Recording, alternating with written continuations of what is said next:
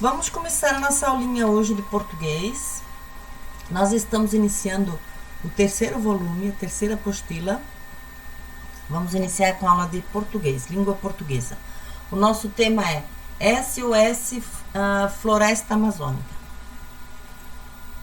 Hoje nós iniciamos a nossa aula falando de uma entrevista com um dos mais importantes ecologistas do mundo, sobre a ameaça que a biodiversidade da região amazônica vem sofrendo em função das mudanças climáticas. Não sei se vocês já observaram, né? Nós temos muitas áreas queimadas no Brasil, muitas florestas queimadas. E o clima é muito quente e também interfere e provoca essas queimadas, né? Mas não é só o clima que provoca essas queimadas, né? Tem também a ação humana, né? Vocês já leram ou assistiram a uma entrevista? Já lembram qual era o assunto, quem era o entrevistador e quem era o entrevistado? As entrevistas podem ser faladas ou escritas. Esse texto que nós temos aqui, né, na próxima página aqui, vai falar de uma entrevista escrita, não é falada, uma entrevista escrita, tá? Então, antes de ler o texto, sempre a gente tem que fazer uma leitura silenciosa, né? Depois prestar atenção na aulinha da professora, depois dar uma... Nós temos no começo do texto uma apresentação, ó. Antes de fazer a leitura em voz alta, sempre devemos fazer uma leitura silenciosa, sublinhar as palavras desconhecidas e procurar o significado dessas palavras no dicionário, para entender bem o texto. Nesse texto, tem um recurso gráfico que foi utilizado com outra cor, para indicar as perguntas e as respostas. As perguntas estão escritas de cor azul e as respostas de cor preta. Então, aqui no texto vocês estão vendo, né? A parte aqui em cima está em azul, né? E as perguntas aqui embaixo estão escritas com tinta azul. O que está escrito com tinta preta, aqui embaixo é as respostas. E aqui em cima, o primeiro e o segundo parágrafo é a apresentação, falando da vida do entrevistado, né? Esse texto vai falar muito sobre a biodiversidade. O que é a biodiversidade? É a existência de grandes variedades de espécies, animais, plantas e micro-organismos em determinados habitats. No caso do texto, é a região da Amazônia. Então, ele vai falar da região da Amazônia, né? Nesse trecho, aí nós vamos pular lá para a página 9, porque depois vocês vão fazer a leitura, né? E nós vamos para a página 9, porque até na página 9 é a interpretação do texto. Tem que ler bem o texto para entender e responder as questões.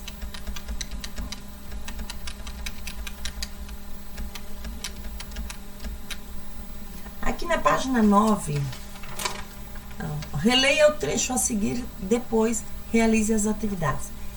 Esse trecho está falando da abertura da entrevista, tá? Apresenta o perfil do entrevistado. Com uma idade de 81 anos, né? A entrevista foi feita em 2018, hoje ele estaria com 83 anos. Mas quando ele foi entrevistado, ele tinha 81 anos. Nacionalidade britânico, nasceu no continente europeu, não é brasileiro, né? A profissão dele era botânico e ecologista. Botânico, a profissão que ele escolheu para a vida dele, e se tornou um ecologista. Então, ele é botânico e ecologista. O objetivo de estudo, qual era o interesse dele? A biodiversidade amazônica. O interesse desse botânico, né, desse estudioso, desse senhor, que se chama Guelian France, né, era estudar a diversidade que existia nas plantas, né, na Amazônia, porque a Amazônia era muito rica em espécies diferentes de plantas, né, uma biodiversidade muito grande. E qual a experiência em relação a essa região? Que experiência que ele teve? Ele viveu em 16 diferentes tribos indígenas, conheceu e aprendeu muito com os índios. Ele teve malária, né? E depois se curou. Vocês sabem que a malária é uma doença transmitida pelo mosquito, né? E acontecia muito no Amazonas, né? E estudou a biodiversidade amazônica por muitos anos. Por mais de 50 anos ele estudou as espécies de plantas e animais que existem na Amazonas. Por que os animais? Porque as plantas estão relacionadas aos animais, né? Mas ele é botânico, a especialidade dele é as plantas, né? Ele sofreu um acidente, né, um desastre de avião na selva, porque ele pousava lá de avião naquela época, né, não tinha como entrar na selva. Mas sobreviveu, né? Ele testemunhou a destruição da mata, ele viu muita derrubada de árvores, muitas queimadas, né? E com isso, ele diz que o índio sabe preservar de forma sustentável o meio ambiente, que ele chama de população nativa, ele chama os índios de população nativa. Então ele diz que a população nativa da Amazonas é que sabe mesmo de forma sustentável preservar o meio ambiente, né? Esse é o começo do texto. Depois, na página 10, daí já passou a parte da apresentação do entrevistado, aí vem a primeira pergunta, né? Em um trecho, que é a primeira pergunta do entrevistador. Nessa pergunta aqui ele explica, né? Ele está explicando que na Amazônia existe a maior diversidade de plantas tropicais. Lá estava a maior variedade de plantas. Por isso, ele se apaixonou pela Amazônia.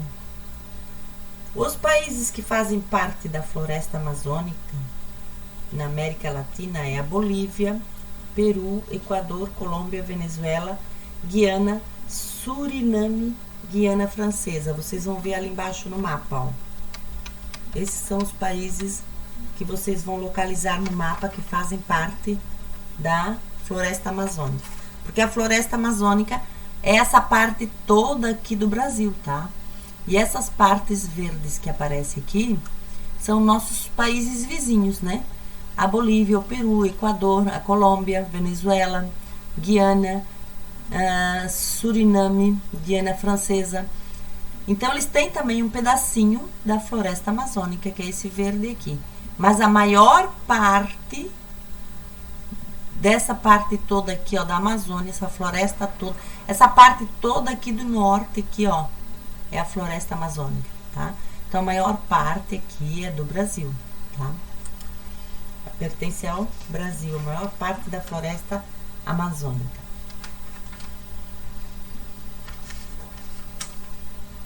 Continuando, nós vamos ter agora outro texto aqui na outra página, né? Que é outra pergunta também. Ó, releia o trecho. Aí tem em azul ali. Sempre em azul é a pergunta. E em preto é o que ele está respondendo, né? Aqui ele explica que após a construção da Transamazônica, o que é a Transamazônica? Uma rodovia federal. O governo construiu uma rodovia federal que começava lá no norte o objetivo dessa rodovia, dessa Transamazônica, era interligar a região norte com o resto do país. Porque nós temos várias BRs no país, mas lá no norte não tinha como ir para Amazonas, lá para a região norte. Então, tinha as outras BRs que já existiam, né? E eles tinham que criar uma que interligasse todas essas BRs e o Amazonas junto. Aí eles criaram a Transamazônica. Ela sai lá ela inicia lá na cidade de Cabedelo, em Paraíba, Vocês podem olhar lá no mapa, Paraíba. E termina em Lábrea, no Amazonas. Então, ela corta o Brasil no sentido leste-oeste, né? Ela corta o Brasil no sentido leste-oeste, daqui para lá. Vamos ver se a gente consegue mais ou menos localizar aqui no mapa, né? É num lugar chamado Paraíba. Aqui, ó, estado de Paraíba. Aqui, tá bem pequenininho, não dá pra ver, tá? Mas vai sair daqui, Paraíba, vai vir por aqui, ó. No sentido leste-oeste, aqui é o leste e aqui é o oeste, né? Pra cá é leste e pra cá oeste. Então, aqui tá o estado de Paraíba, ela vai vir por aqui, por aqui, por aqui, vai vir, vai descer aqui e vai vir pra cá, aqui no finalzinho, no interior do Amazonas, é a cidade de Lábrea. Lábrea é o interior do Amazonas. Então, ela tem 4.000 quilômetros, faz de lá, vai até lá em cima e vai até lá. É a Transamazônica, é uma rodovia federal que o governo fez. Aí, o que ele quis dizer? O botânico lá, né? Ele quis dizer o quê? Depois que construíram a Transamazônica e também as represas de água, né? Começou os problemas ambientais na Amazônia. E ele se tornou um ecologista, um defensor da Amazônia. Porque se tem uma estrada para entrar, né, no interior, né, depois daquela BR ali começaram a construir outras estradas e entrar no interior da floresta amazônica. Aí fica mais fácil de tirar os recursos, tirar a madeira, tirar as plantas, né? E provocar queimadas, essas coisas que acabam provocando o meio ambiente, né? Ali na página 12, nós temos outra pergunta, né? O autor pergunta que fala das perdas das espécies de plantas com os desmatamentos e queimadas. Se perde muitas espécies de plantas e animais. Então, ele responde, né? Que é outra pergunta que o entrevistador faz, né? E ele responde que com a perda das espécies de plantas, como é que a gente perde essas espécies de plantas? Com os desmatamentos, queimadas, e se perde muitas espécies e também muitos animais. Aí nós vamos lá na página 13, que lá vai ter um texto informativo também, né? Explicando sobre as 3 mais importantes árvores, né, que tem na Amazônia, na floresta amazônica. A castanha do Pará, castanheira do Pará, o nome. Piquia, nome da outra árvore, e mongono. São as 3 árvores altíssimas, poderosas, né, fortes, que não tem mais, que está em extinção e que não pode mais cortar, está proibido. Aí vocês vão fazer uma pesquisa, vão ler aqui e vão completar a tabelinha embaixo, porque é um texto informativo, tá? Na página 13,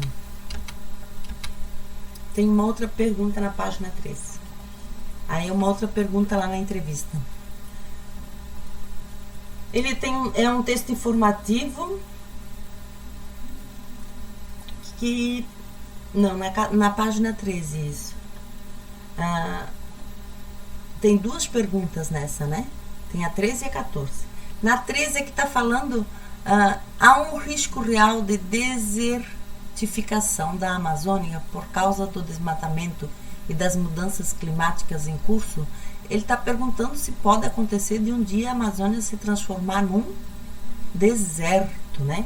Se transformar numa área assim que nem o nordeste do nosso país, que não chove, área seca, né?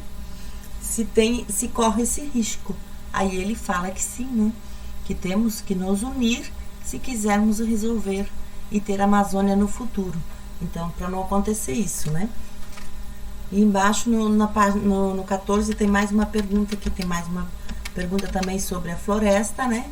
Falando em respeito às plantas, como é a relação dos índios com a floresta amazônica. Aí aqui ele vai falar sobre os índios, que ele chama de de nativos, né? É uma população nativa, ele chama. Nós chamamos de índio, né? Que é a mesma coisa. Então, aqui ele quer dizer o quê? Que as áreas onde ainda vivem os indígenas são as mais conservadas.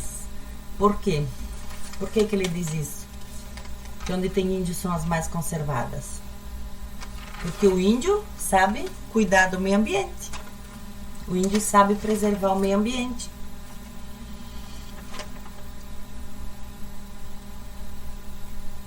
Né?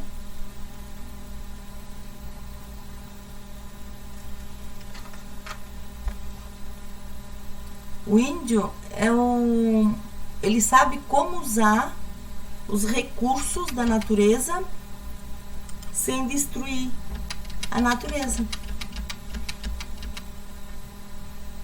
Ele convive na natureza, né? Então ele sabe como preservar sem destruir a natureza, né? É o que a gente viu ali.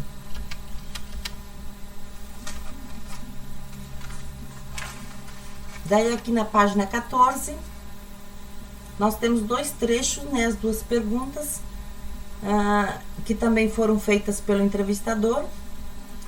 Vocês já ouviram falar em certificação, que é aquilo que eu falei, né? A desertificação é quando uma floresta ela é totalmente desmatada, queimada, e ela vira num solo seco, né?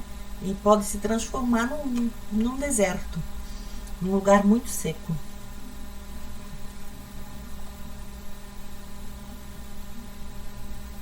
O que significa essa palavra é a degradação de uma região em ambientes áridos e semiáridos, que ficam parecidos com um deserto, né? Esse é o significado. Os fatores climáticos e humanos estão destruindo a floresta amazônica. As áreas onde os índios vivem ainda são as mais preservadas, né? Ainda são as mais preservadas. Daí aqui na próxima página, nós temos ali leia as perguntas com a entonação que os sinais de pontuação sugerem. Aí, então aqui vai ter uma atividade sobre sinais de pontuação.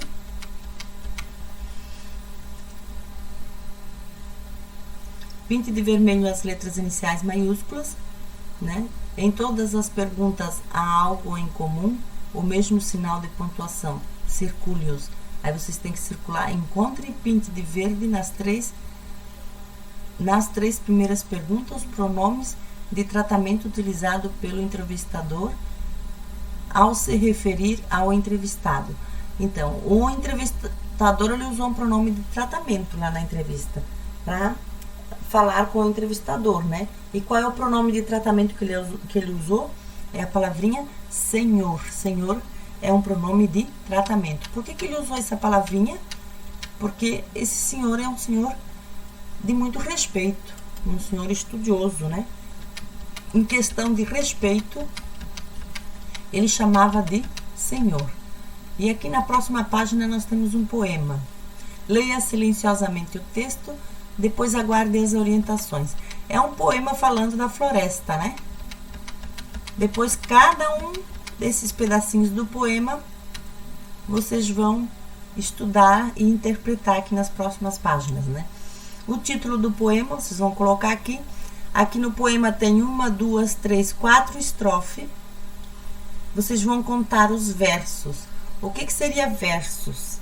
Cada frase do poema tem um verso, ó. O poema Mango, aqui, ó, ele tem quantos versos? A primeira estrofe, essa aqui é a primeira estrofe. Tem 1, 2, 3, 4. Tem o título e 4 versos. A segunda estrofe tem 1, 2, 3, 4, 5, 6 versos. Cada frase é um verso. Tá? Aí aqui vocês vão responder o ilustrador, a editora, né? A editora aqui não dá para entender bem o que está escrito aqui na apostila, porque está escrito muito pequenininho. Daí vocês não vão conseguir entender ali, ó. É a editora Peirópolis. Peirópolis, começa com P, Peirópolis, tá? Aqui o autor do poema, Lalau e Laura Beatriz, utiliza o discurso direto e coloca os macacos como protagonistas da defesa da árvore em que vivem. Então, os macacos são os defensores das árvores. E eles colocam os macacos como protagonista. O que é protagonistas? Personagens, né, do poema. E na página 18 e 19, continuando também sobre esse poema, falando sobre esse poema, né, nós vamos ter os 3 estados que você sublinhou lá, né, que teria que sublinhar lá naquela atividade, vocês vão pintar lá no mapa, e também os sinais de pontuação. Aqui vai ter 2 pontos. Quando é que a gente usa os 2 pontos? Quando tem a função de anunciar o discurso. Então, quando o macaco está falando, está anunciando o discurso. Ele vai anunciar um discurso. Aí usa-se 2 pontos. E quando tem a função de indicar o discurso direto, que tem a função de falar, aí ele usa o travessão. Aqui no caso, ó, o Aucar, que é o nome do... Não, o Alcari, fez um discurso implacável, 2 pontos. Ele vai anunciar o discurso, então usa-se a pontuação de 2 pontos. Depois ele vai falar, daí usa-se o travessão. Aí ele fala: a partir desse instante e em caráter irrevogável, todo magno passa a ser intocável. Ele quer dizer o quê? Que toda árvore que tem o nome de magno é intocável pelo homem. O homem não pode cortar. Então é um poema onde os macacos estão protegendo a natureza, tá? Esse poema foi feito com essa intenção, né? De eles proteger a natureza.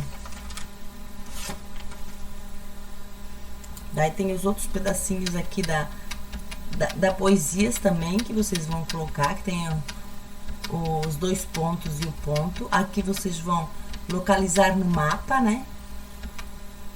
Ó, circule o nome dos estados brasileiros citado no trecho que você sublinhou. Depois localize esses estados no mapa e pinte-os. Só localizar e pintar. E aqui tem mais um trechinho lá da poesia. E quando nós chegamos na página 20, a página 20 está falando acentuação. Então, aqui nós vamos falar um pouquinho sobre as palavras paroxítonas. Vocês lembram das palavras paroxítonas que nós trabalhamos? Trabalhamos as oxítonas, as paroxítonas e as proparoxítonas, né? Então, as palavras paroxítonas, nesse exercício vai ter só... são exercícios só com palavras paroxítonas, tá? As palavras são paroxítonas quando a penúltima sílaba da palavra é a sílaba tônica e são acentuadas graficamente. Pode ser o acento agudo, que é um chapeuzinho, né, o agudo, ou o circunflexo, que é aquele grampinho, né? Dependendo se o som é aberto ou fechado. Se o som é fechado, é acento agudo. Se o som é aberto, é acento circunflexo. E o que são acentuadas? São as sílabas tônicas, aquelas que a gente pronuncia com mais força, né? Ó, a sílaba tônica é aquela que é pronunciada com maior força e intensidade. As outras sílabas chamamos de sílabas átonas, que pronunciamos com menos força e contamos elas de trás para frente, última, penúltima e antepenúltima. Na penúltima são amável, dócil, né? Acentue de acordo com essa regra as palavras a seguir. A gente sabe que as palavras que são terminadas em L e são paroxítonas, elas são acentuadas, ó. Os exercícios são com palavras paroxítonas e as palavras paroxítonas terminadas em L devem ser acentuadas, tá? A atividade lá do Educapenha também vai ser uma atividade assim com palavrinhas paroxítonas, bem fácil, né? Só que não vão ser as mesmas palavras, mas vai ser uma atividade bem assim parecida com essa aqui, que vocês têm condições de fazer. Vocês vão ler as palavras, separar as sílabas e colocar a classificação delas, que são palavras paroxítonas, tá? Isso na atividade do Educapenha dessa semana, tá? Beijo e até semana que vem.